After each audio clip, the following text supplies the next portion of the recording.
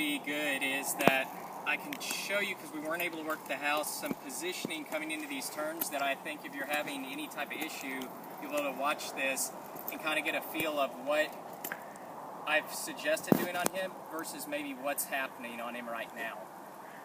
One of the first things I think would be beneficial to talk about is the bit selection. So right now we've got this 3-piece broken short shank bit with a curb on him. So this is going to give you some extra stop whenever you're coming into turns or coming out.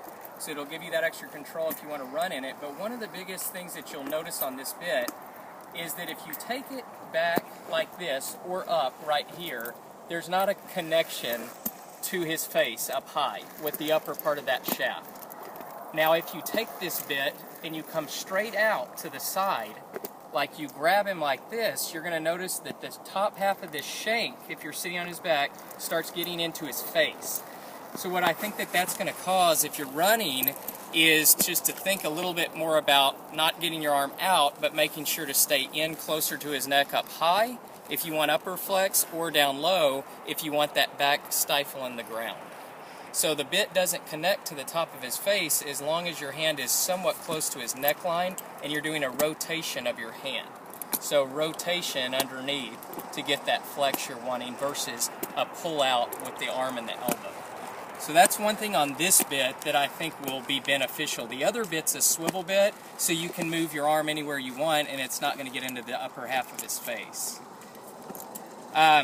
Also on this first barrel turn, one of the things that I think we figured out on this particular horse is that whenever he's coming in to this barrel, it's a lot more beneficial to him to have some extra flex in his face. So I'm going to show you some things in a walk trot on kind of what to look for. But if he comes in here and he's stiff, so you're coming to this point of the turn and his face is stiff and you're driving him towards this fence, what you'll notice is right through here he gets kind of bouncy and he doesn't come back near as hard on this back side of this turn. Whereas if you're coming into this turn and you've got good flex of his face, you get your hand up a little bit, rotate your hand, and you have this flex, he comes around this turn real smooth and is super snappy on the back side. So what I'm going to do is come back here and trot and kind of show you the difference between what those two look like just out of trot.